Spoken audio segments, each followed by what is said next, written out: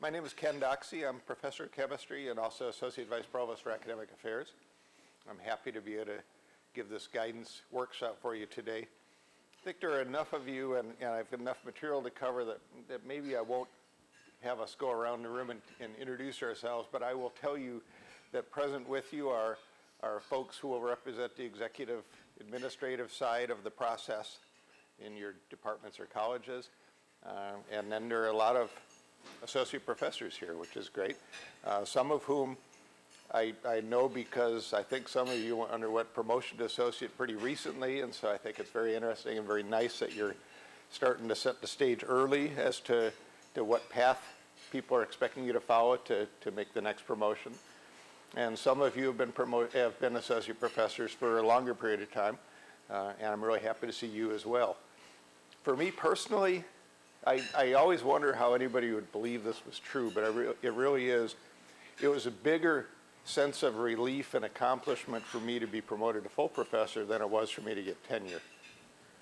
And I'm not really sure why that would be the case, but it might be because it would combine two things. One was the external validation that the approach I had taken to my scholarship and teaching and service was felt worthy of promotion by my colleagues, internal and external to the university.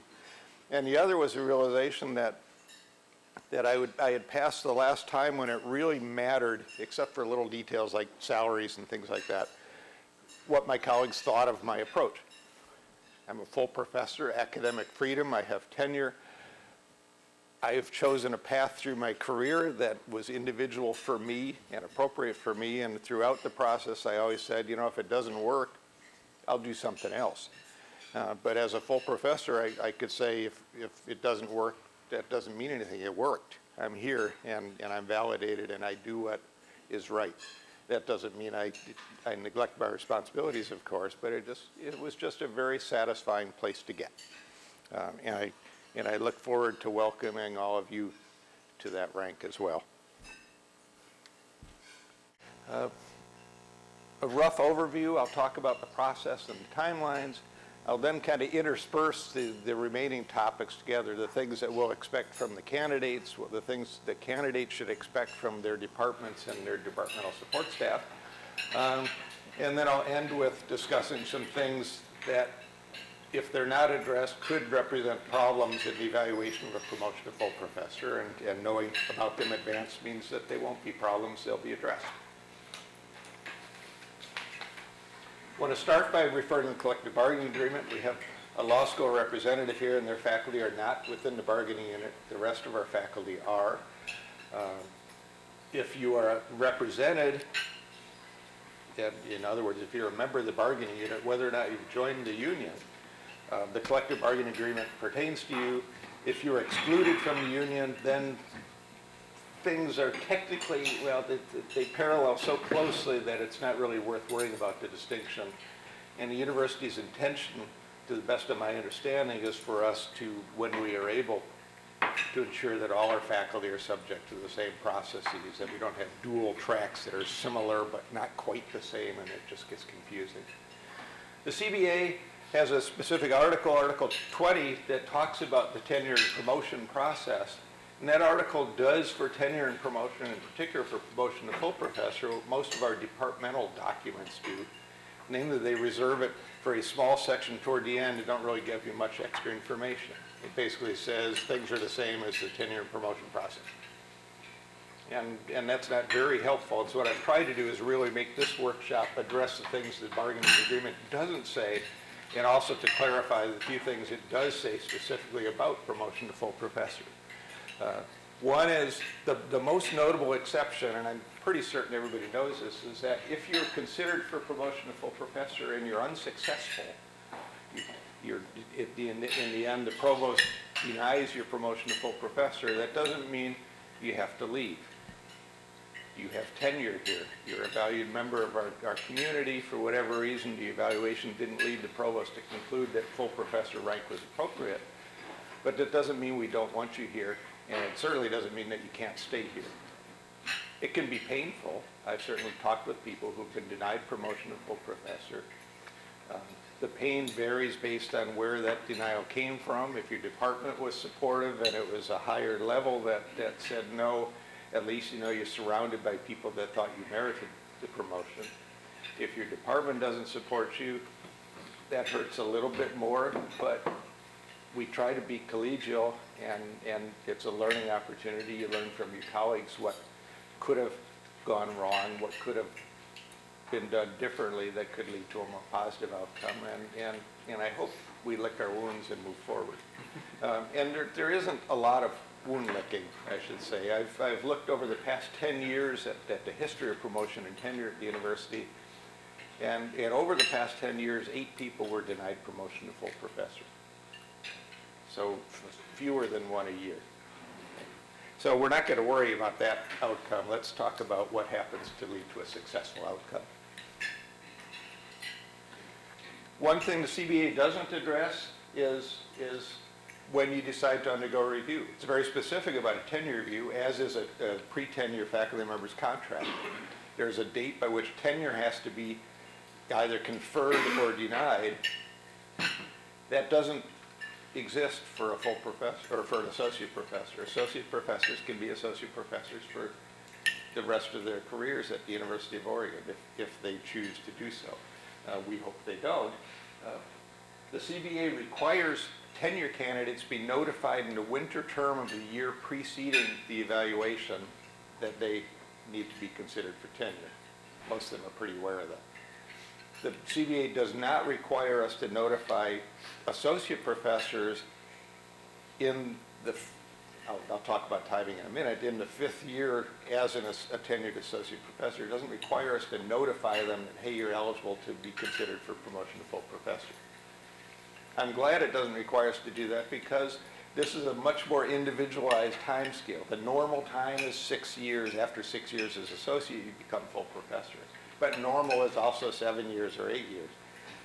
And it's individual. And if every year your dean is telling you, hey, you're eligible to be considered for promotion to full professor, and you personally or you with your department and department head's consultation have said this isn't the right year to do it, you don't really need somebody saying, hey, you could be considered, when you know that you're probably not really going to be considered. So that leaves ambiguous just how do you determine when you're going to go up? And in the end, it's going to be a conversation between you and your departmental colleagues and your department head. And I'll talk a little bit more about that later, but it's important that that conversation be available to you. Department unit criteria for promotion and tenure are expected to cover expectations for promotion to full professor. In their current form, most of these documents don't say much about it except basically continue the excellent work that led to tenure. I'll talk about that in a little bit more detail too.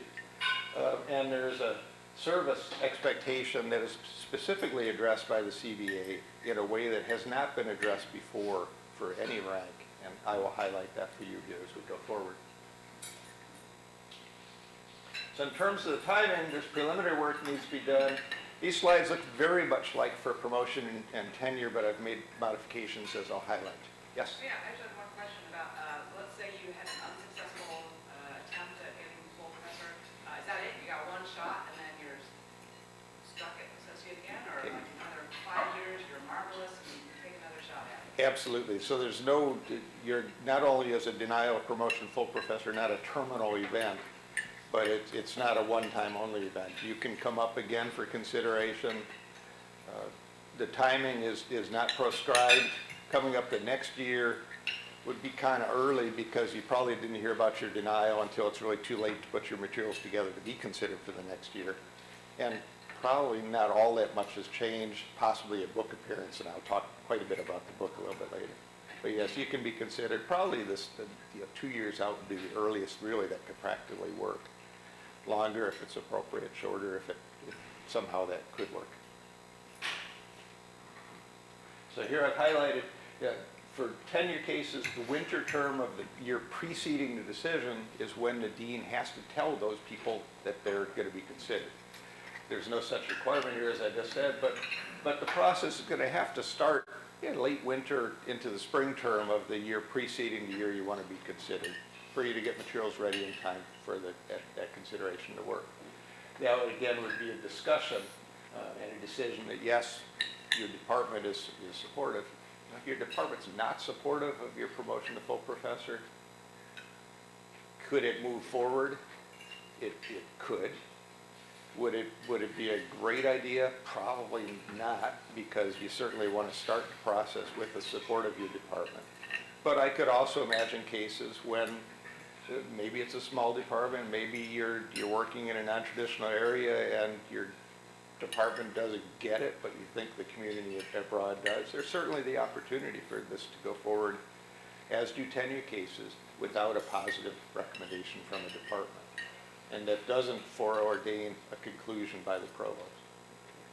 In a case like that, I think you'd want to be having a discussion with your dean, and if the dean isn't supportive either, then we're starting to be on thinner ice, perhaps, for the promotion. During this period of time, the candidate, you will have some contributions to the process.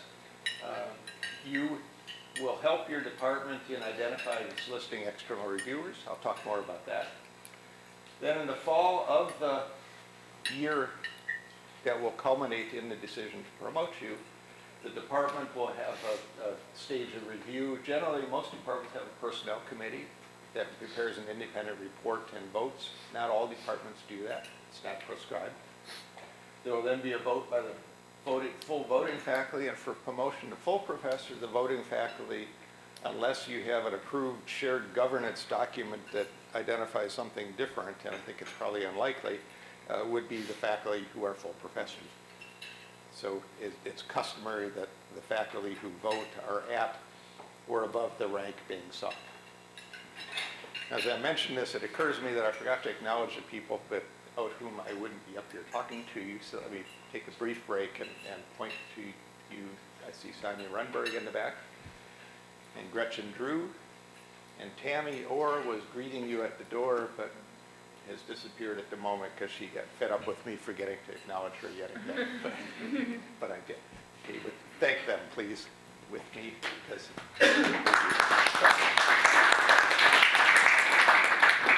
I just stand up here and talk and answer questions. Following that vote goes to the department head, who prepares an independent evaluation. And I'll talk a little bit further about that for those of you that might be here in your role as department head. You make a recommendation. The word recommendation appears throughout these slides. It's important because there's only one person that actually makes a decision. I'll put in a brief campaign for considering service on dean's advisory committees or university faculty personnel committee.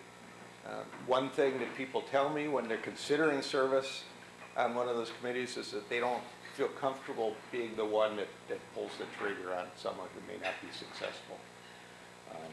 And what I tell them is that their participation is advisory. They make a recommendation. There's no expectation of a unanimous vote from these committees, and their vote simply advises the provost. The provost is the one that makes the decision. So the provost wants to make his decision or her decision with as much input, as much valuable, critical information and assessment as possible. And people, faculty serving on these elected committees are the ones that provide that information. Late into the fall, on into the winter term, there will be a review at the school or college level. So your file leaves the department, goes to the dean. Each college has an advisory committee to the dean. Some call it a dean's advisory committee, some others call it a faculty personnel committee. They prepare a recommendation and vote. That committee is also elected, I should highlight. Their recommendation goes to the dean, who prepares his or her independent report and recommendation. The whole file then comes to me in academic affairs, and I become the ultimate bureaucrats to make sure that everything's in proper order. Then release it to the university's elected faculty personnel committee, who prepare a recommendation and vote, which goes to the provost, who makes the final decision. And that decision, whenever possible, is announced by May 1st. So what do we expect? This slide is a duplicate from the slide for tenure and promotion, but I'll give you further details that go on. Basically, we're looking for evidence that we can anticipate, even though you've reached now the promotion to full, there's nothing beyond that except maybe emeritus, and that's pretty pro forma nowadays. We're looking for evidence that we've turned you into a total type A person who, even though you may not undergo this formal and evaluation anymore, actually you will in the form of 6-year post-tenure reviews. We want to see that you're on a trajectory of continued aggressive scholarship or creative practice, teaching, and service. And we hope you're going to be here for a long time. What we're seeking to avoid is someone who worked desperately to reach the high point and says, great, now I can retire. Well, that's the last faculty meeting I'm going to. Good luck getting me to run for an elected committee for the university again. These are not the colleagues that most of us want to have with us. We want people who embrace the university and participate in all aspects of life at the university. So here again, I highlight the word trajectory, and I don't need to spend much time on this. I think at this stage of your careers, you're aware of the things that are important. Peer evaluation, either of publications or of installation art or whatever your creative practice might be. Peer evaluation is very important. Discovery or creation as opposed to interpretation or service, distinguishing what a piece of scholarship or creative practice really represents. And we all know that it's complicated. Most of what I do, I can't decide if it's research or teaching or service because in fact it's all of those. And so when I write up reports, annual reports or 6-year post-tenure reports, those things that fit in all 3 categories, I talk about in all 3 categories. Subtle changes, perhaps, maybe for a tenure decision, we would expect a candidate to have achieved a national reputation. For a promotion to full professor, generalities never work, and I love saying things like that. I took it out of my book. I had a sentence that started saying, this is always the case when making sweeping generalizations. And my co-author refused to let me put it in because he didn't think everybody would know that I was joking when I said it. But generalization would be perhaps promotion to full professor, your reputation has expanded beyond the borders of this country.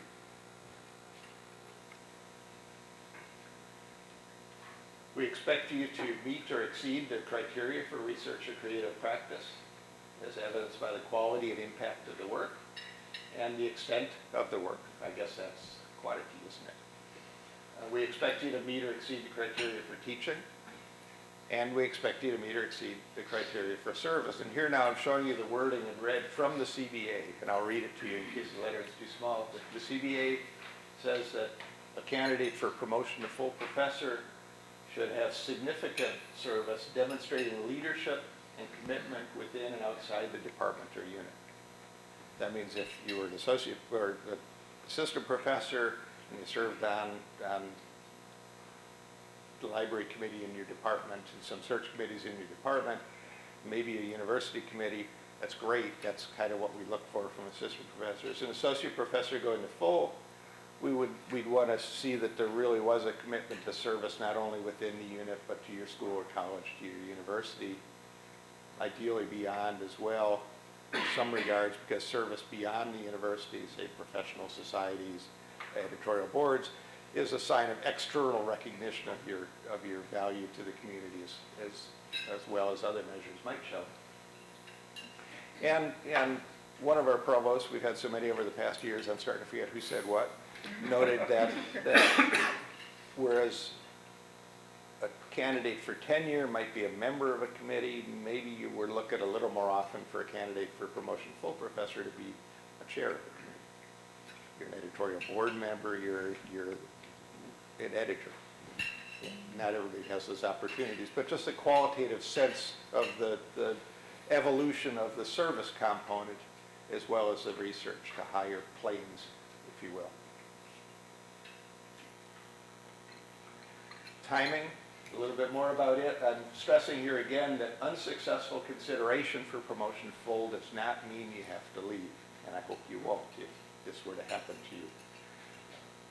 As a result of that, that tightened definition, in particular service, doesn't have to be paid only lip service. A candidate for promotion to full professor who has a world-class reputation for research, is an outstanding teacher, and in part has done so well in those things because he or she refuses to do anything at the university in terms of service, won't go to faculty meetings. These things happen. Won't serve on a committee, won't chair or serve on a search committee, has no real engagement with the professional community. The provost can say no to somebody like that, and it could be a shock to many, including that person's colleagues perhaps, either internally or externally. But if we're serious about what we say about research, teaching, and service, then deficiency in any one of those areas could lead to a decision to deny a promotion.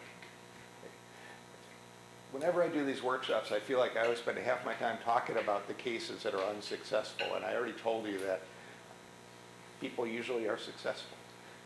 So I guess I've got to find a more optimistic way of presenting the information, but I think the message becomes clear. If that could be a problem, then make sure it isn't a problem. Okay. Cultural norms, these are things your colleagues know better than I can.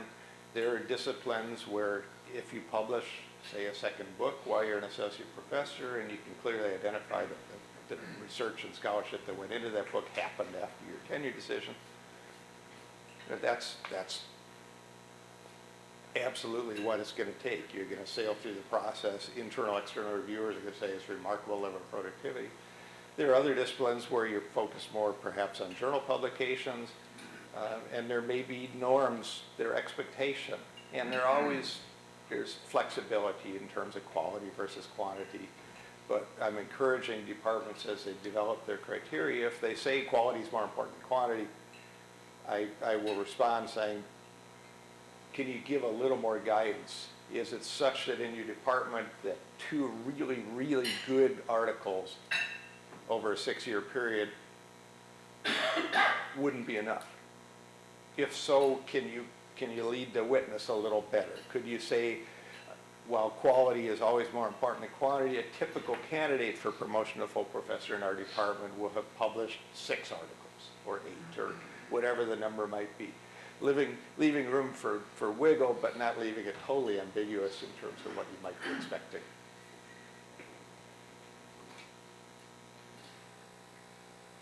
Early promotion, always a possibility.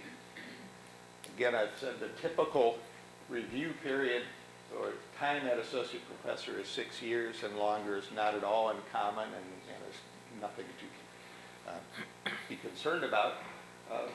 The standard review would start in the spring, winter, or spring of the 5th year and culminate in a decision to promote at the end of the 6th year. To be considered earlier than that, the figure to keep in mind, I think, is that you don't say, okay, if my department expects a book or 8 publications and I pulled it off in 4 years instead of 5, then I've reached the mark and it's time to promote me. What we're looking at for early promotions is sign that you're not reaching that expectation, but you're soaring past it. I don't know how much better to say. There was a dean, I think, of the journalism school years ago, who talked about being in an aging car that putters up to the finish line and barely makes it, as opposed to being in a sports car and racing past it. And we're looking for sports cars. Our workshops have always said this, and I added some additional verbiage here that I thought was important. An outside offer does not support an early decision.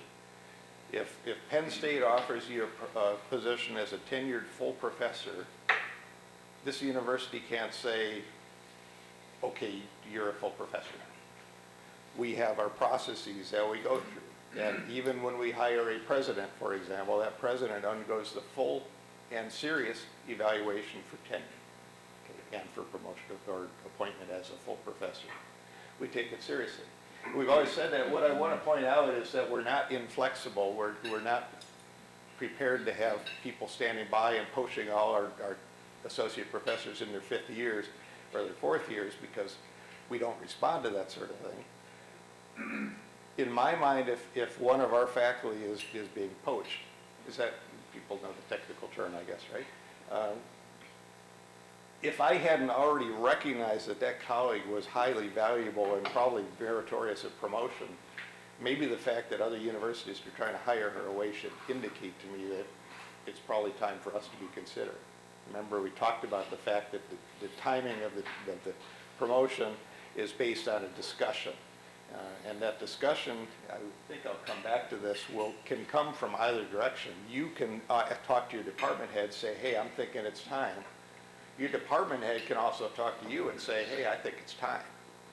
And I've seen over the past few years, department heads coming in and kind of clearing the decks, if you will, for people that have been associate professors for longer than 6 or 7 years.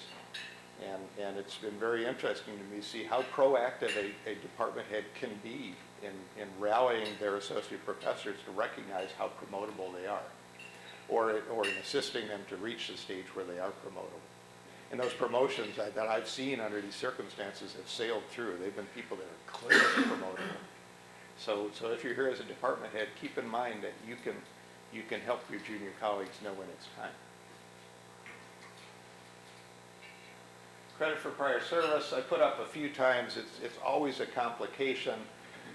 The CVA clarifies things a little bit, but how would that pertain to someone being promoted to full professor? You would have been hired here as associate with credit for prior service.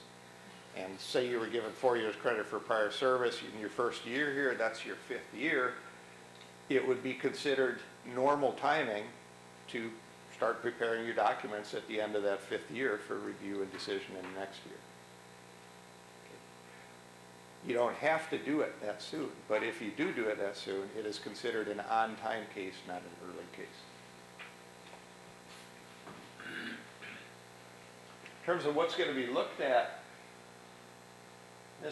I'll try not to talk too long about this. It could be complicated, but the important thing, and this pertains for tenure cases as well, although they more typically are on a relatively standard time period, and a promotion to full can be anywhere from 5 or 6 years to appreciably longer than that. We don't simply look at everything that you accomplished through the period of time as associate professor and integrate it and say that was enough.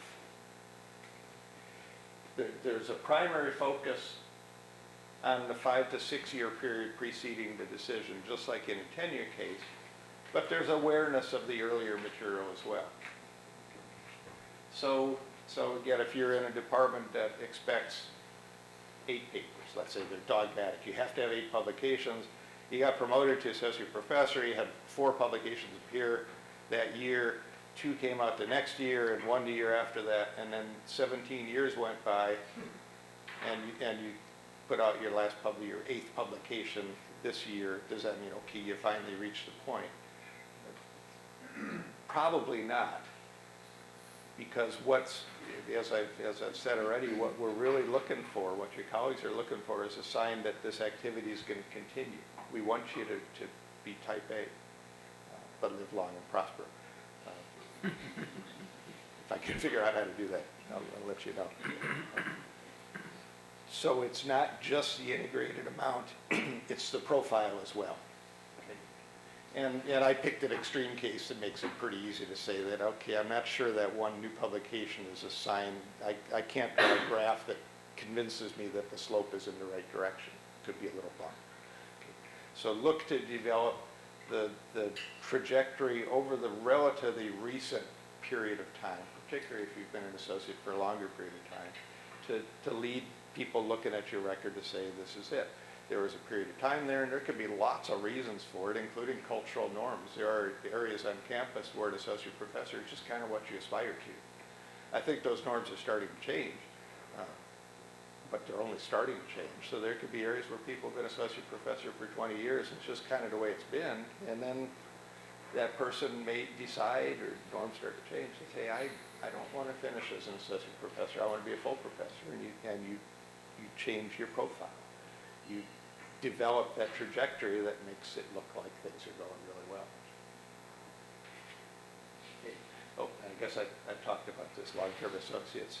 I'll tell you, I maintain a spreadsheet of people who've been associate professor for 10 years or longer. And I've been keeping this for several years now, and a lot of those people have cleared off my list. I've been really happy to see that. But I do keep track of this, and it's not just out of idle curiosity, but the intention is to see what we can do in terms of professional development to help people who have been at this stage for a long time find ways to move beyond it, if they want. Things you'll need to do, let me work through the technical details pretty quickly. There will be a waiver or non-waiver. Your CV, of course, is signed and dated. Your statement is signed and dated. Suggestions about reviewers. I've got more detail about each of these coming up. And the supplementary material, which is basically a package of your scholarship, your book, if you have a book, pictures of your art installations, if you do that, CDs of your music, which I will listen to when I review your file, whatever it might be. And whether I like your music or not doesn't matter. If things are in press or public or the equivalent, you document that. A teaching portfolio is not required even under the CBA, but it's increasingly common to provide illustrative examples of syllabi, particularly creative things you think you've done in the teaching arena. And the service portfolio, which is a new requirement under the CBA, and I'll talk more and give you some guidance about that relatively soon, I hope. The waiver, you've done this if you went through the tenure process here. Nothing has changed about this. You have the option of having your file being entirely off limits to you. That's unusual because the state of Oregon allows people to have access to their personnel files. An evaluation for promotion or tenure or simply promotion is considered part of your personnel file. So the default is that anything in your file supporting your promotion to full professor is fair game for you to look at. If you sign a waiver letter that says, recognizing state law, you wish to retain access to everything in your evaluated file, that's fine. You can do that. You could also waive access to everything in the file. And if you're denied promotion and want to see what's in the file, there are mechanisms for appropriate redactions for you to see those materials. And you can also waive access to parts of your file. The most common would be to have your file closed. I mean, you're not going to see it except for anything that the internal people write. Okay, now I've got to look at this and see if this says exactly the same thing. That might mean the same thing, but it could also be shades. I can't anticipate what else might be there. But completely closed, I'm not going to see anything. Completely open, if I want to, I can see everything.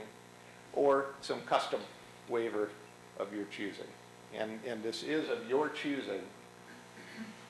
There can't be pressure from your department or your dean or anybody else about this. I can tell you statistics. I don't think there's anything wrong with doing that. Most files that I see are closed. People have waived full access.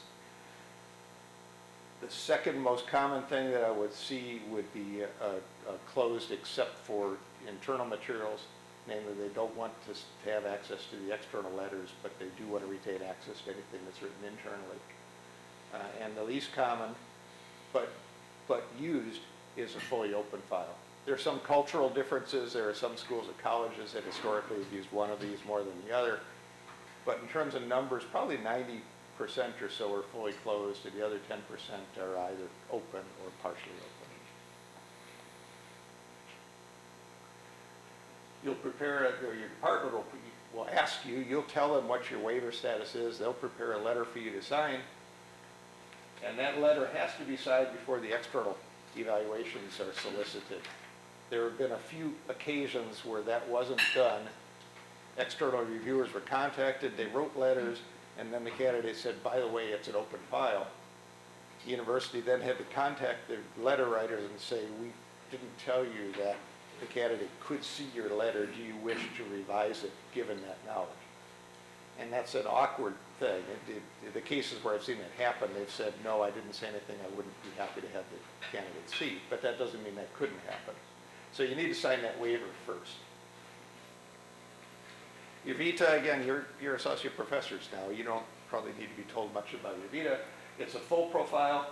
Some fields, including my own, typically didn't list their teaching and service. First thing I did when I moved into administration was to completely revise my CV to include those pieces, which are important.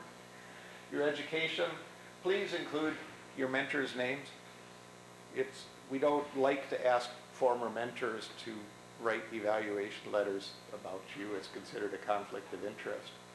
And it's embarrassing if we ask them, we didn't realize that they were your doctoral mentor or some other mentor. They taught a class when you were an undergraduate, not a problem.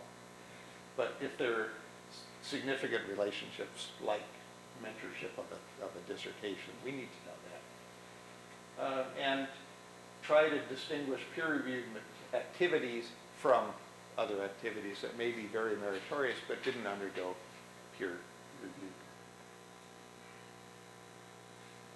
I really don't want to spend too much time talking about this. The slides will be available. If you want help developing the CV, talk to your colleagues. But sorting things, make your CV easy for someone who's not in your field to follow. Maybe that's the best general advice I can give. I was just reviewing a P&T case where one of the intermediate level review committees went back to the department and said, we can't figure out what this person's done from the CV. Would you please have a legible CV created? So make sure it's easy for someone who's not expert in your field to understand what you did and appreciate it.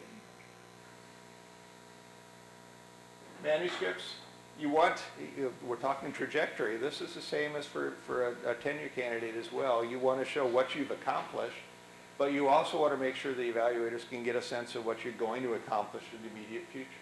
So listing work in progress is completely appropriate, as long as it's really in progress. And be careful not to be overly enthusiastic or optimistic when you define the status of a manuscript. If I'm writing one and I'm planning to submit it in a couple weeks, but the department wanted my CV today, so I'm going to put it down as submitted. Be careful about that. You could always submit and update your CV. So I would say err on the side of caution. If it's in preparation, list it as in preparation. And in preparation means more than you've thought of the title and maybe the concluding paragraph. But again, we're professionals here. I think I don't need to spend much time on this. And each field has their own terminology, but give an accurate portrayal of where that manuscript or activity is at the time of review. Biggest issue typically has been, when does a book count? I've got green and red here, and I'm not sure what this color is, but the bottom line is if I can take your book off a shelf, that one's pretty easy. That's a book. It's published. They may be their critical reviews published as well. If it's not to that stage, that's where the question comes. And the bottom line on this is the university feels a book can count as a completed work if it's under contract and it's done. Maybe it hasn't gotten to the printing press yet, but it's done, and done means they're not waiting for final revision of chapters 12 and 13. It's done. Maybe you've gotten, the galley proofs are going to come and you're going to do corrections. I'll walk over here so others can see for a little bit. Or maybe there's indexing that needs to be done, but that stage of thing, but it's not authorial input really. The manuscript is done. If it's done, then we're good. If it's incomplete, you're still doing revisions, you're still waiting for the final reviewer. Everybody's been enthusiastic, the publisher is saying everything's looking good, but it's not accepted yet. It's not in clearly final form. Then we don't consider it done. It could be a solid statement for future expectation, but we can't accept it as done.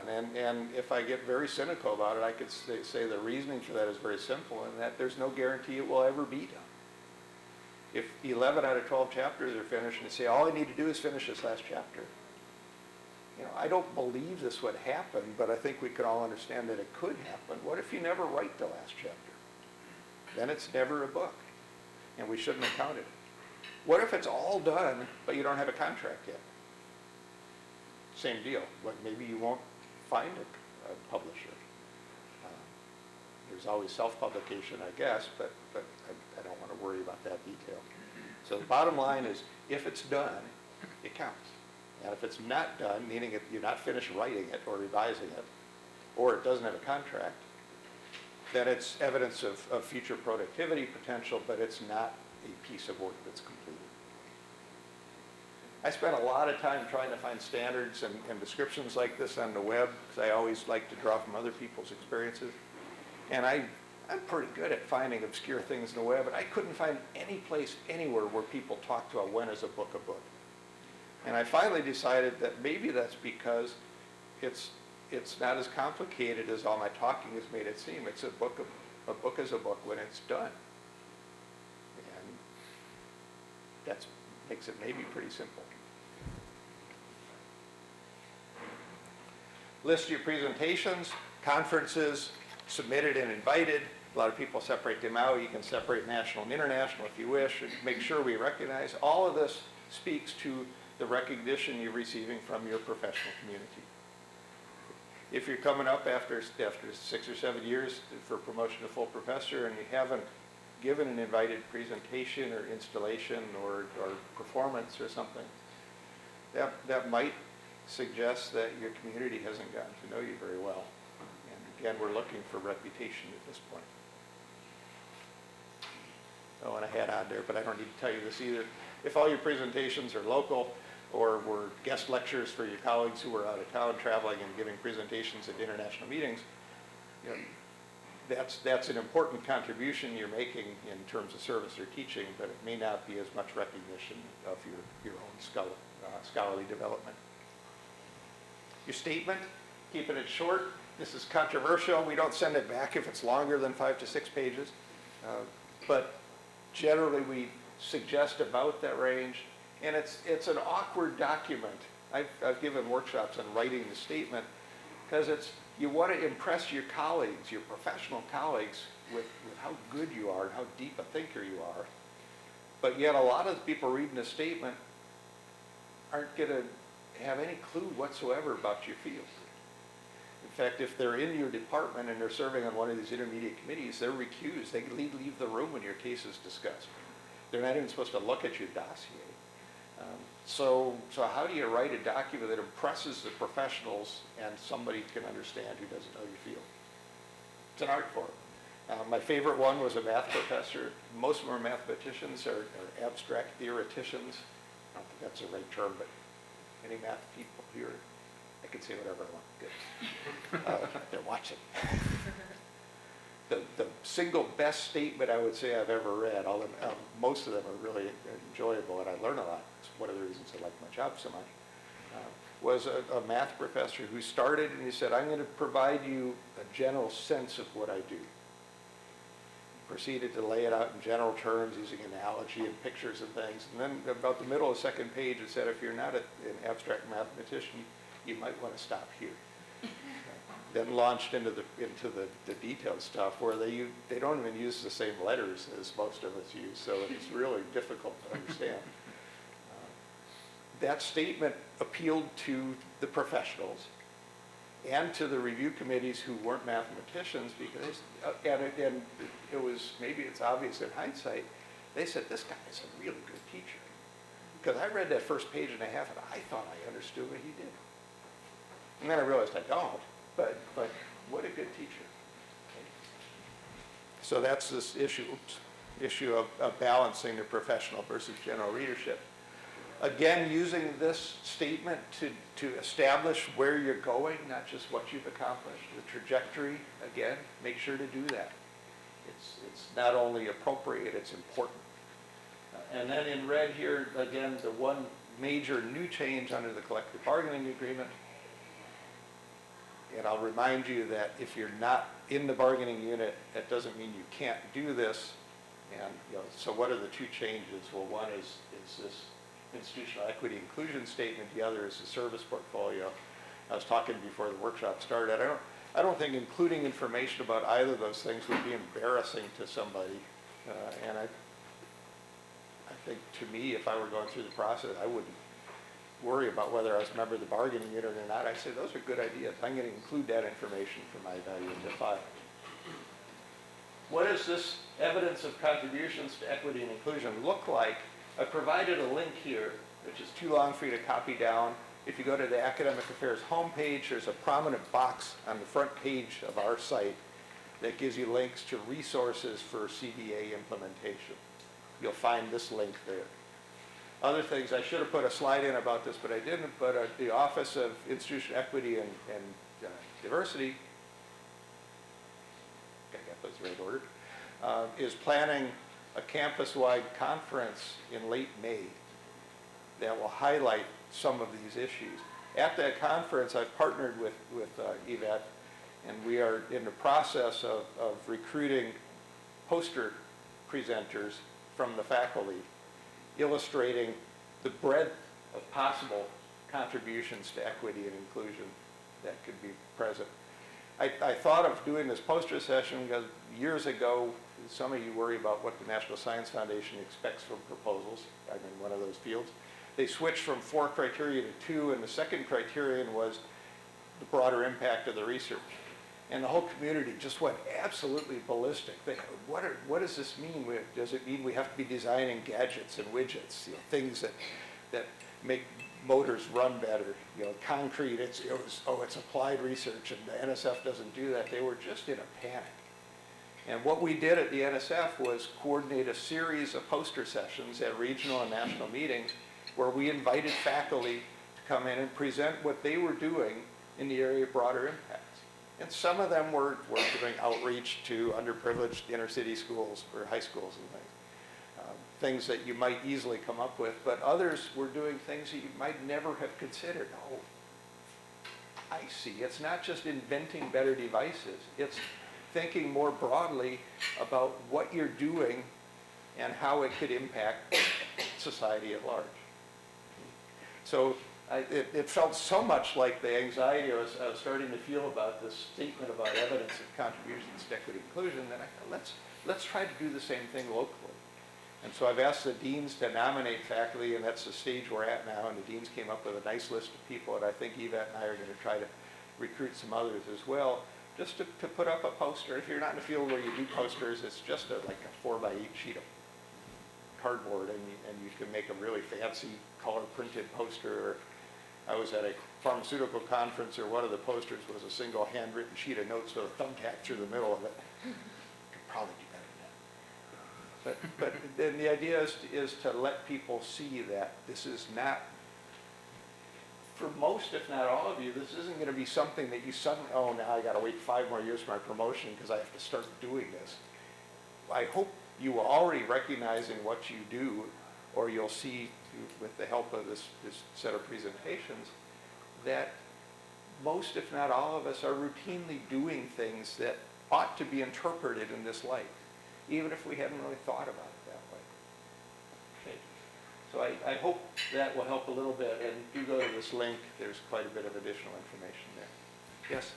Does the word institutional imply that this has to be work done at the University of Oregon, or would, for example, service to a professional organization on campus?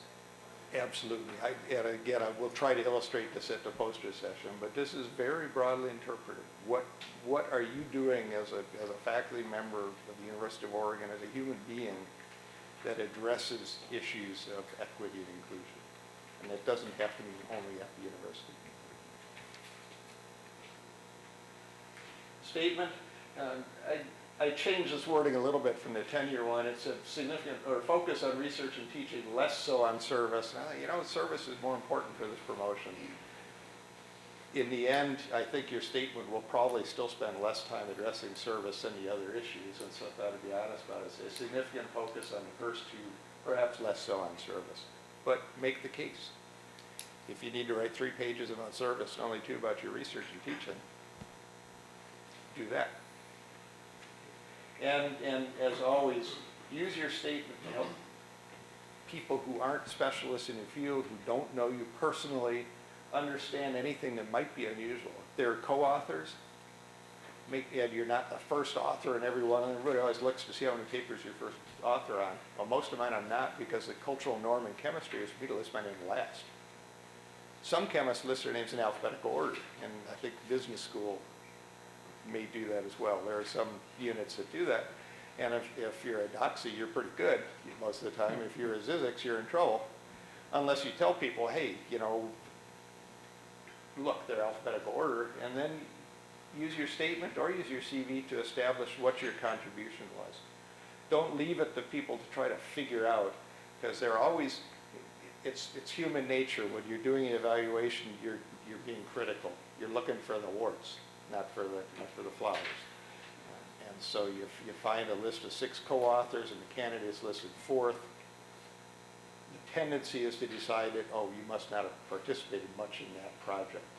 So don't let people reach false conclusions about the value of what you've done.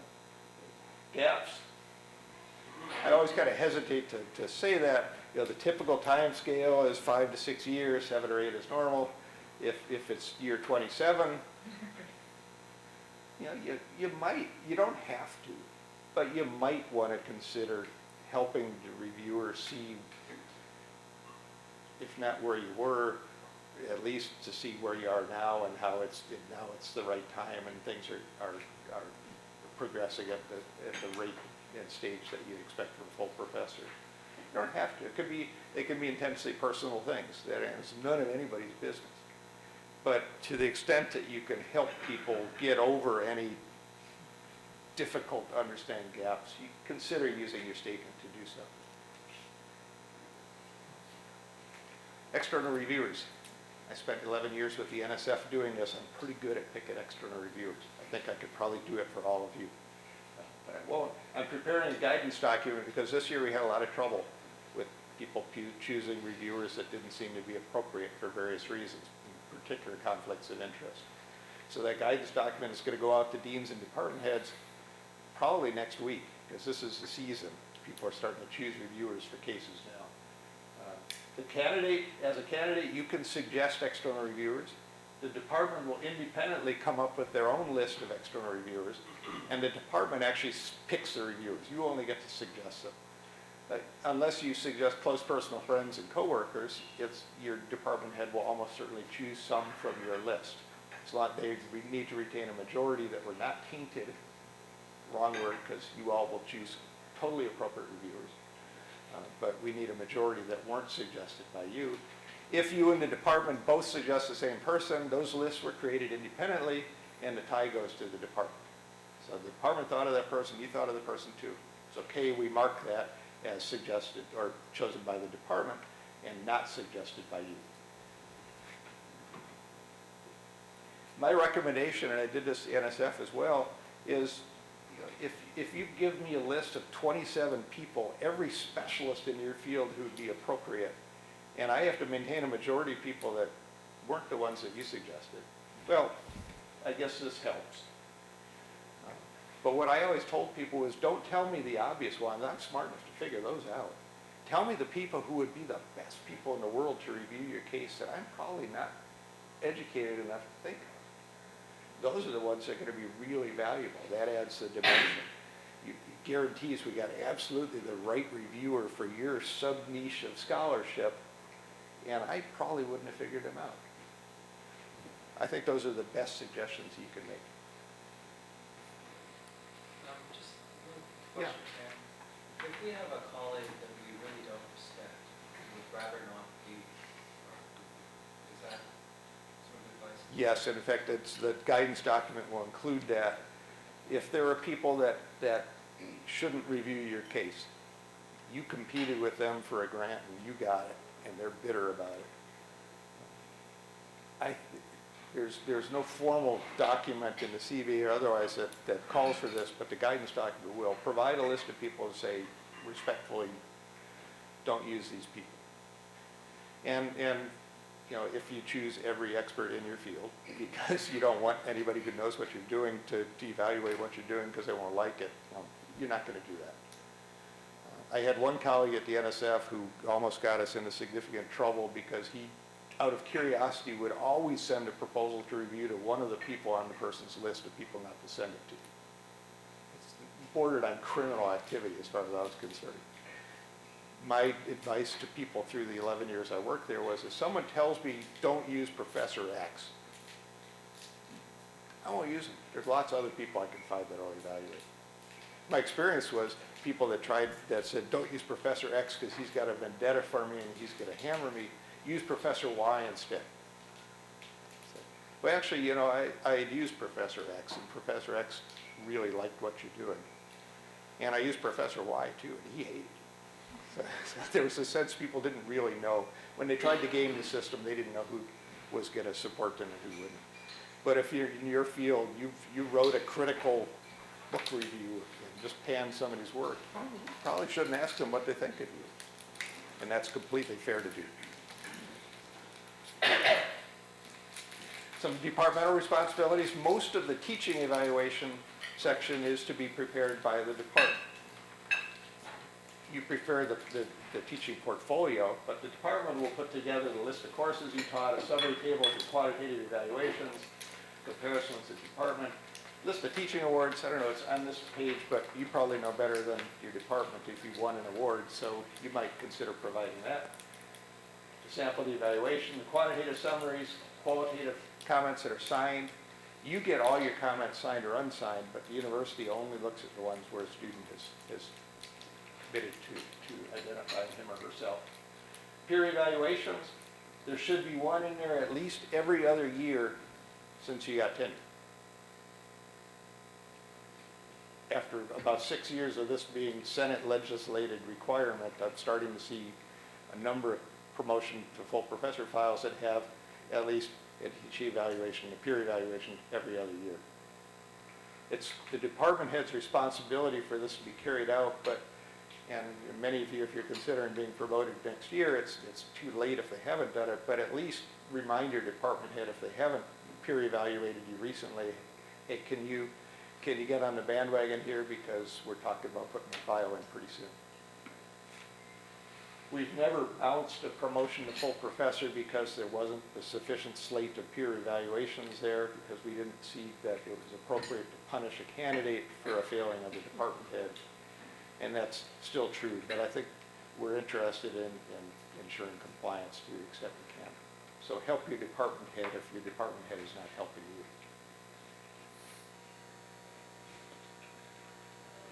List of supervised students, we're back to your responsibilities. If you know who you supervised, I think your department could help if you had an inordinate number, like say in the Honors College. Separate to the extent you can by postdoc, supervision, doctoral, master's, or undergraduate honors thesis. And identifying whether you were a member of a committee or a chair of a committee is very helpful, especially for this promotion where we're looking for those leadership roles. Teaching portfolio you provide, again, it's not required, but it's increasingly common. Please don't provide a syllabus for every course you taught over the last 12 years and every exam, but illustrative things that you're particularly proud of. Service portfolio, this is the other new piece. This year was a transition year. People whose files were being prepared last spring are under evaluation this year. The CBA was signed in October. It was too late for them to include a service portfolio. If you're considering promotion next year, you're preparing your materials now, perhaps. It's not too late to do this, especially since this service portfolio is not going to go to the external reviewers. And why is the urgency now? It's because we have to get things ready to go out for external review. You've got plenty of time throughout the spring term into the summer even to be preparing your service portfolio, which is reviewed internally. So starting next year, the expectation is that every candidate will have a service portfolio. Technically, if they're members of the bargaining unit, but that's probably more than technically.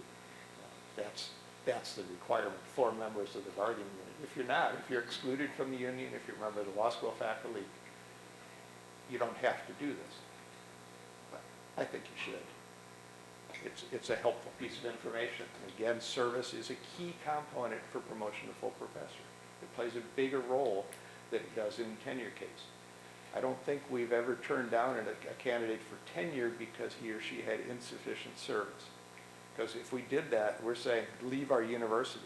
You had world-class research, you're our best teacher, but you didn't serve on the Senate, so we're not going to promote you in tenure. You know, it's a terminal decision there. It's not for promotion to full. Here again, it's a two-log link, and this is a little picture of what the box on the Academic Affairs homepage will look like when you go to it. And down here, what you can't see is implementation resources.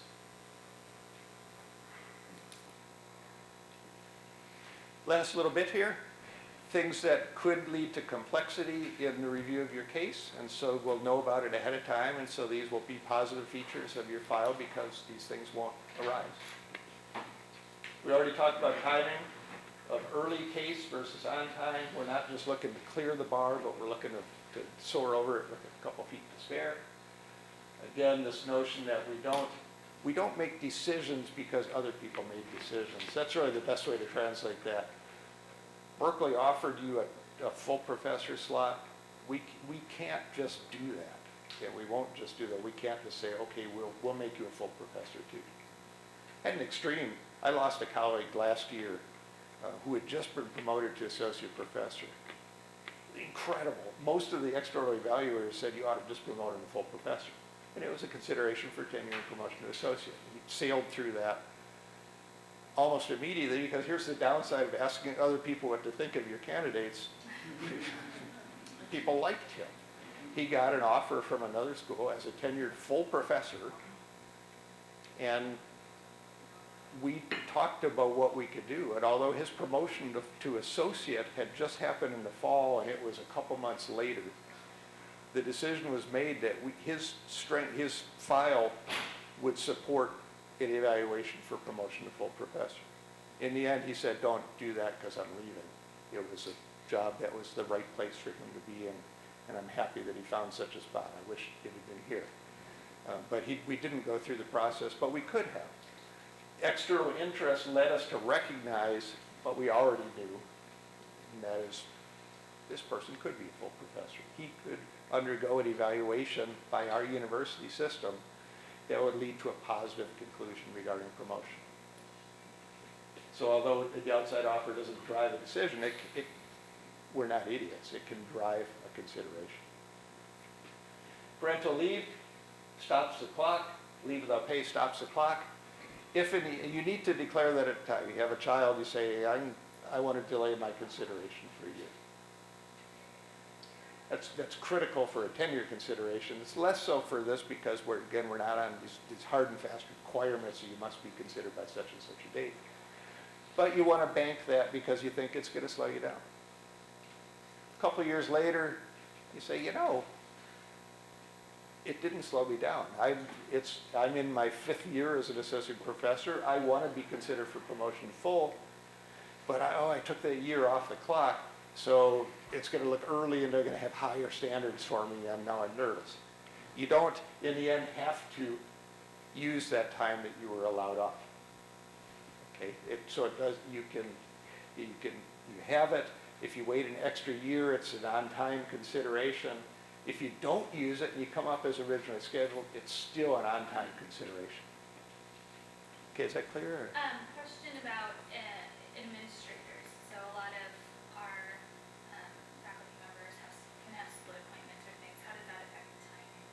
Oh, if you're, say, as a half-time 0.5, administrator. Yeah. Oh.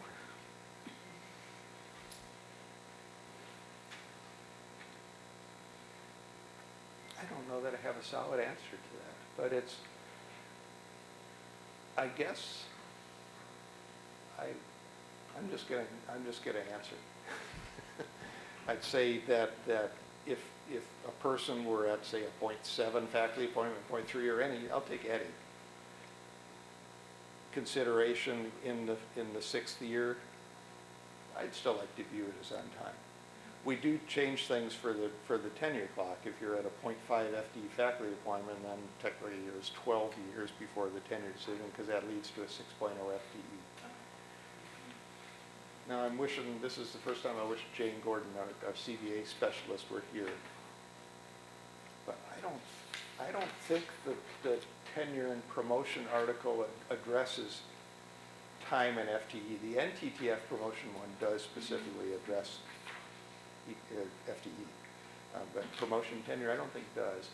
So I think your faculty member serving as an administrator with a part-time faculty appointment could come up within in the 6th year and be considered on time. If I need to correct that statement later, I'll try to do so in a public way. I guess I want to get more information from that. Okay, so they could come up, but could they also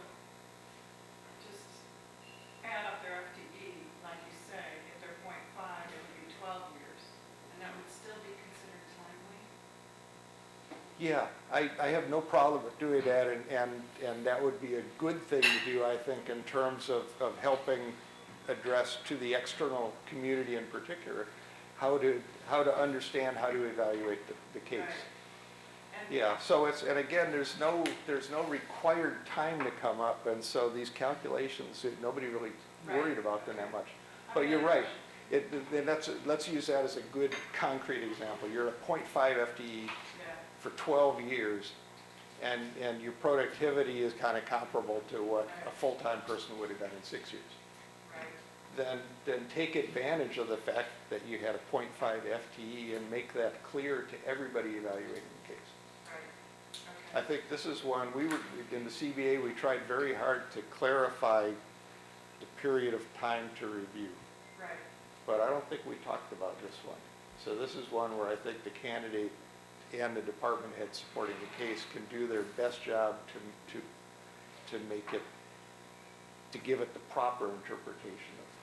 And similarly, department heads, how has that been addressed in the past? Oh, service as a department head? Yeah, a lot of our department heads are at the associate professor level, for many years, 6 years worth, and could potentially come up with their set. Yeah, I mentioned my list of people who've been associate professor for a long time. I know a lot of the people on the list. Yeah. And why do I know a lot of them? It's because they're department heads and FPC members and other things. By the way, FPC membership, I've seen kind of anecdotally serves to promote people. Because I think it's because they serve on the FPC and they look and see what a file looks like for people that are sailing through the promotion process and say, well, I'm better than she is. And a year or two later, they come through and they sail through. Department heads, it will certainly be obvious from their vita, from their statement, I would think, that they've served in that role. And external reviewers and internal review committees, I think, are always understanding of the impact service of that nature can have on someone's scholarship. So I clearly identify the service. And again, it's not an excuse, it's an additional evaluative piece that helps you understand how to look at the period of scholarship. And where are you framing the the administration piece within service? That would generally be considered a service experience, yeah, and a pretty heroic one, especially for an associate professor. Not that it's any less time consuming for a full professor, that's at a potentially less painful time of the career. Okay? This is all a little complex, and I think I've gotten the sense across that this is something, this promotion is one where we get to consider the full spectrum, the full complexity of the case. But we're looking at how long it's been since your last promotion, how long you've been here, or what credit you have for prior service. I put this in small text because I didn't really want to talk about it. It's not uncommon for us to hire someone, say they're an assistant professor somewhere else, we want to hire them as an associate professor here. That happens pretty routinely. I don't think, we just need the case being made. I was hired from assistant to associate pre-tenure here, and then went through a tenure consideration a couple of years later. Trajectory is the key thing. This one, we choose not to consider the pre-tenure publications again when we look at the full professor. Economics department typically likes to look at their promotion to full professor as being a review of the whole career. And I think I finally got them to focus on the period since promotion and tenure this last year. Yes? What if an old publication got some award later on? Certainly new recognition, that would be great, yeah. And that would be a powerful piece. What this kind of avoids is someone, and we could argue about whether we should avoid this now. What if your first publication as assistant professor is just a home run? Nobel Prize. You get promoted and tenured. Should that same piece be the thing we look at and say, you should be a full professor? Well, I talked about this case where we were getting evaluated someone for full professor 3 months after the promotion to associate came into effect. So maybe that's what talking about. I think it would be an interesting discussion, but our practice here is to evaluate material since promotion. If there was a book that counted for your tenure case because it was complete under contract but not yet printed, the fact that it's printed after your tenure decision doesn't mean that we would count it again. It counted. If it was one that we said doesn't count because it wasn't complete or it wasn't under contract, and so it was just a sign of future potential, and then it's published, that one wins. That came out in your post-tenure period. Committees, some years are skeptical. They'll look and say, okay, you got tenure and it was effective September 2008, and you had 4 publications in 2009. Well, I happen to know that your field has an 18-month lag from acceptance to publication, so I'll bet those publications were counted for your tenure. Be clear about that. That's the simplest thing to do. Some people on their CV put a line across and they say, these publications appeared after my tenure decision. It's pretty unambiguous. People can question you, but in the end, if they don't want to accept what you're saying, then they're saying something about your moral turpitude that I would have rather they don't say. In the supplemental file, still want all publications ever written, or is it only the ones that have been written since the last term? In the portfolio of scholarship, In the supplemental file, where you're including it, should be the material since you were promoted to associate not professor. anything.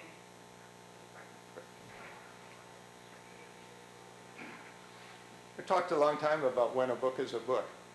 For someone coming up for tenure, if the thing's done and then the publisher hasn't quite gotten around to printing it yet, this is a critical issue, and they want our understanding that, oh, that book is done, and they'll have a letter from the author or the publisher explaining its status and all that.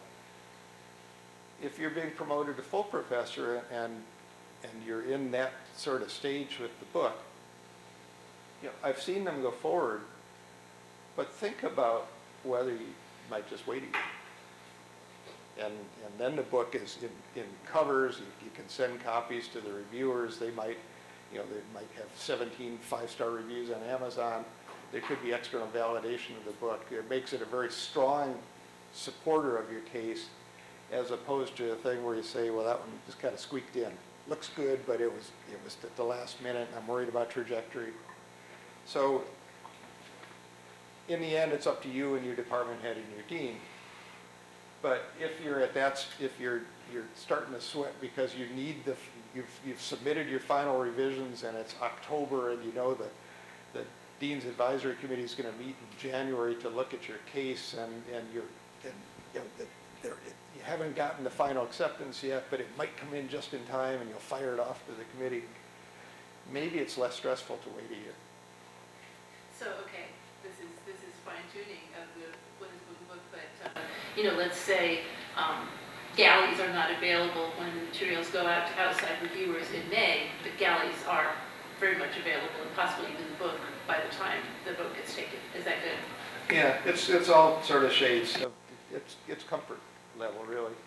If it's 11:59, I'll make it beyond the 11th hour, then it's probably going to be too stressful, and you're going to be anxious and losing sleep, and you should just wait. But if at the stage you're at, it would be nice. The external reviewers, it would be good if they see it. On the other hand, half the time it seems like the external reviewers have ended up being anonymous reviewers for the publisher. They've already seen your book anyhow. So that's a more comfortable place to think about going forward. But it really is comfort zone. Couple things for the department heads, and you can help department heads think about these things, and then I'll open up for any last questions.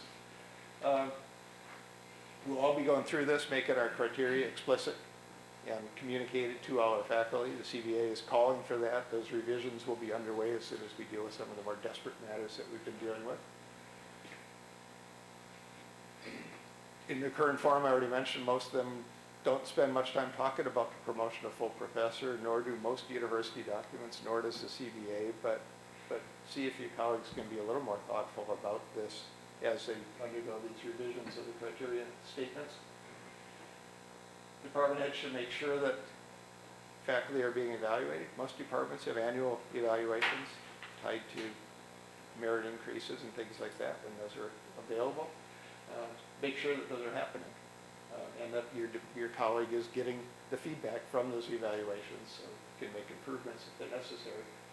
The peer evaluation of teaching, again, Senate requirement is at least every other year for people leading up to promotion to full professor. If it would really be a good idea to wait, I hope you're on good enough working terms with your colleague, or if you're a faculty member, with your department head, to have an honest conversation about where you're at and how it would look. The department head is just one opinion, and you know this process is department committee, full department head, dean's committee, dean, faculty personnel committee, provost. There's a lot of other opinions that matter, but your department heads is pretty important. So department head should be comfortable with saying, you know, things are going great, but I really think we should wait until next year.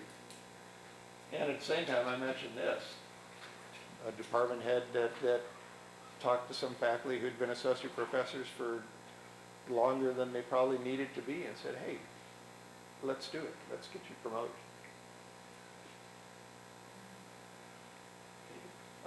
And in the department head's letter, address the trajectory. Okay.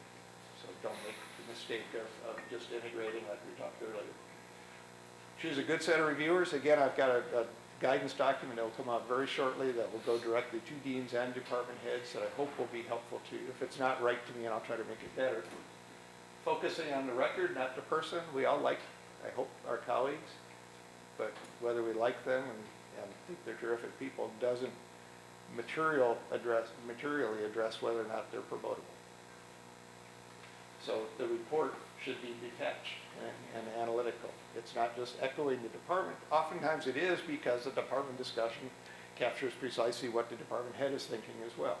But the department head does present an independent report, and it's meant to be an analysis, not just an advocacy statement. Confidentiality, critical in most cases, so keep things confidential and do things on time. I think that's it then. So if there are more questions, I'm happy to address them. Yes? To what extent does the rate of promotion to full at a given institution impact AAU membership and/or R1 rankings? That's a really interesting question. And by and large, you know, we have folks on campus who have a reasonably good understanding of what AAU metrics are. But there's some sense of double secret probation nature to it all too, where people aren't really supposed to know what the evaluation is. I haven't been asked to develop any charts or metric or graphs about faculty, associate professors, and how long they've been in rank. But we do have what's it called, academic analytics. And I think that captures publications and things. I don't know if that looks at faculty rank. I kind of feel like it doesn't. So it's not obvious to me that would be something that plays into AAU membership, but at the same time, it's like if I were on AAU and watching this presentation, I think that wouldn't be a bad one to consider if it's not. Many of us, perhaps all of us, are aware of associate professors who have been at rank for a long time, and we're very interested in trying to develop the mechanisms that would help them move to full professor. Whether that would change our AAU ranking, I don't know. I guess if it would, it would be sort of a nice extra impetus for doing it, but I'm interested in having regardless of that. Did you mention the rank of evaluators at the department level, or so fulls evaluate fulls? This is, yeah, so who looks at the file and who votes, could be two different things. It's to some extent cultural, but it'll be defined by the departmental or unit shared governance documents. It's not uncommon for departments to have a promotion file available to everybody, and then for the vote to be only for those faculty who are at or above the rank being sought. It's also not uncommon for departments to limit access to the file to the voting faculty. But I see both. The one standard or culture that I'm not particularly fond of is departments where their shared governance in its current form, as opposed to what we're working on, allows access to a file for everybody and allows everybody to vote, but the practice is for faculty below the rank being sought to abstain. That feels kind of contrived, and I think we could probably be more prescriptive in that. But so for a promotion to full professor, there are departments where only full professors would look at the file and vote, and there are others where as much as the whole faculty could look at the file, but then only the full professors would vote. And that should be within our promotion and tenure guidelines, which we're working on this year. Either in there or in the shared governance or both. It's something that kind of impacts both areas. And will that be a recommendation one way or the other centrally? I think the most common practice nationally is for at or above the rank to be the ones who evaluate. The one little bit of hesitation I have about saying that, well, two bits. One is that I don't want to tromp on a strong department culture that has thoughtfully said this is how we do it and want to do it. And the other is that there is value in colleagues seeing what files for promotion look like. I mentioned the FPC effect. FPC membership, you don't have to be a full professor to serve on the FPC. You have half the cases you're looking at a promotion of full professor. So there's a case where it is implicit in the process that you don't have to be at the rank to evaluate. And the value to those associate professors is seeing what a promotion to full professor file looks like. It's correct. Our assistant professors would probably benefit from seeing promotion and tenure files because they'd see what a successful one looks like, and they could help to model their own careers after that. Do you have any thoughts on the school level committees being made up of full rather than associate? So the departmental committee or the advisory committee for the deans for that matter. I guess I'd look at the Dean's Advisory Committee same as I look at the University FPC, and that is that it's open to all tenured faculty members, associate or full professor. The department level, again, I think I almost have to defer to the department. I love finding complexity, the Doxy seventh sense. I don't see dead people, but I see complexity in everything. I see the value in having, and I see no reason why an assistant professor couldn't read and critically evaluate a promotion file for a full professor. I could see a reason why that person would be afraid to do so, because then there's going to be a full professor or not, an associate professor who got denied promotion who says, hey, you were on the committee, how come you killed me? So there could be awkward situations. So those are some of the thought processes that I think are going to have to go into the departmental discussions of process and shared governance. Yeah. Are external reviewers supposed to be full professors? We prefer external reviewers to be full professors, and we prefer them to be at institutions or in departments that are comparable to or better than ours. What about emeriti? Emeriti are fine, assuming they're willing to review. International reviewers, my document covers most of these, by the way, but international reviewers are fine. Well, they're not calibrated, they don't know what tenure is. It's true. NSF people always say, oh, you can't send it to international reviewers because they'll say it's a good proposal. And good at the NSF is a kiss of death. It's like a C. But, that's only true if the only thing that matters is what box gets checked. And nobody reads their comments and creates a synthesis of all, and comes up with a rational intellectual decision. And we do that. So maybe you send it to Lithuania and they don't have a tenure system. Don't know if that's true or not. And so they say, what would they say about whether this person would get tenure at their institution? I frankly am working on suggesting that we don't ask people if our candidates would get tenure at their institutions, because that's irrelevant. The question is, would they get tenure here? Here are our criteria, do they merit tenure here? But regardless of what these people say, we take their comments. It's what they say that's important, not their ultimate recommendation. So, and I've only seen one case of an assistant professor evaluating a tenure case. And it felt kind of wrong, but the person's niche area, there was really, you don't want only people in the niche area, you want generalists as well. But the single best person in the world to look at this person's scholarship would happen to be an assistant professor. So the department chose that person, and I think that was appropriate. We would prefer full professors to evaluate all of our promotion cases, whether it's for tenure, associate, or the full professor.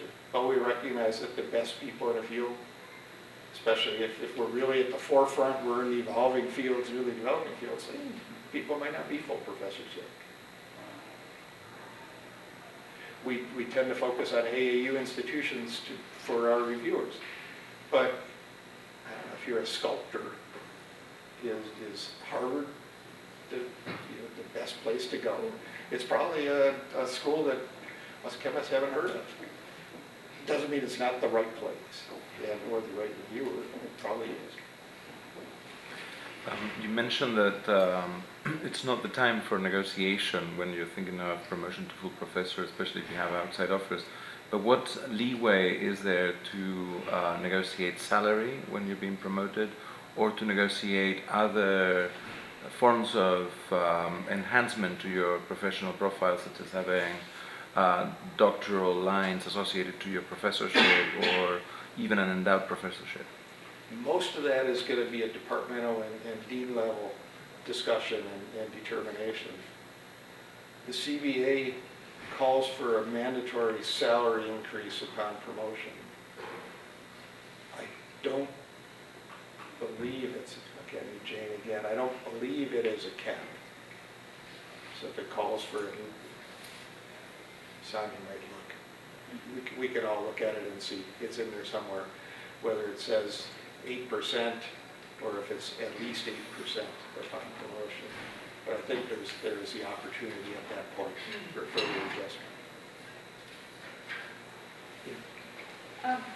You had mentioned that you've had about 8 cases that did not go through.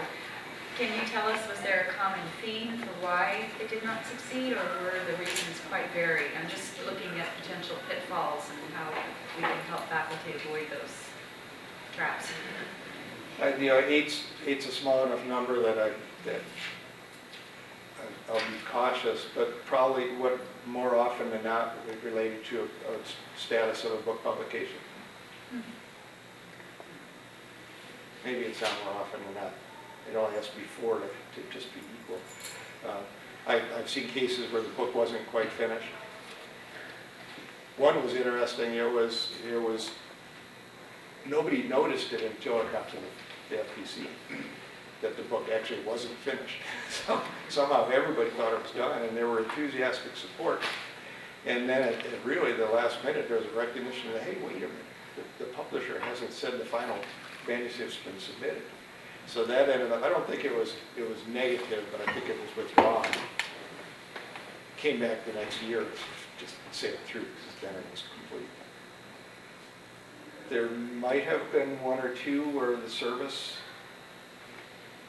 profile was sufficiently deficient that provost said no. And there have been some where I'd say it was a matter of this business of integration, saying, hey, I've got this period of time and I've published enough. But the profile of the publication was kind of like what I talked about, and it didn't support the positive decision. Thank you. Yes? So you mentioned a few times some of these issues depend on whether someone's in outside of the law school, they can move in and out of the bargaining unit. How, if they take administrative positions or if they get and grants, how's that determination made whether they're going to be covered by the CBA specific rules? We've got our board of trustees now, and one of the early things on their agenda is going to be having the university's guiding principles moved. I don't want to say too much. We want very much for all our faculty to be subject to the same procedures for promotion. And the differences for bargaining unit members and non-bargaining unit members now are so small. I highlighted them in red. The service portfolio and the statement about equity and inclusion are the only differences. And so it shouldn't, I don't think it should even now make a difference to a candidate preparing a promotion file whether or not they're a member of the bargaining unit. There are other little things like when the dean calls you in for a meeting to talk about your case, if you're a member of the bargaining unit, you're entitled to bring an observer with you. It can be a colleague, friend, a wife, member of the union, whatever you want. And if you're not a member of the bargaining unit, technically that's not allowed, although I've got a feeling the deans wouldn't turn you away if you said you wanted to have it. CBA calls for you to get at least 3 days notice before the dean calls you in to talk about your status as a faculty member. If you're not in the bargaining unit, that's not required, but I don't know very many cases where a dean and a faculty member could find a time to meet in less than 3 days anyhow. So I just don't think there's going to be any observable difference in how one would prepare for or participate in a promotion evaluation, whether they're a bargaining unit member or not. Is that? Yeah, I mean, I have more general questions about bargaining unit status that aren't related to this, but And just very briefly, I wanted to ask you about the service portfolio, and I know there's a link, but can you specify what do they mean by evidence? Is it more like a CV and VMR times that you can chair in a committee or something like that? I gave a link, and there's actually a really helpful Okay. resource available online that will show you more about what the service portfolio looks like. For me, I still go, I do post-tenure reviews, so I still do this. I have a drawer in my desk. Simon can try to figure out which one. Where if I just judged for a science fair, and today in the mail I got a letter thanking me for serving as a judge in the science fair. That'll go in my drawer. If I get run a workshop and people write to me, or I do something at a high school and I get this giant signed card from 100 kids thanking me for what I do, it goes in the drawer. And that's my service portfolio. The things that I've received, the evidence I've received, the external validations or acknowledgments of what I've done, it's not complete, it's not exhaustive, but it's enough to show that I care about what's going on outside. So we've got a copy of the CBA, promotion raises, increase of at least 8% of base salary. So it's not a 26. Article 26 on salary. Okay. Feel free if you have obligations to leave. If you have other questions, I will still be here.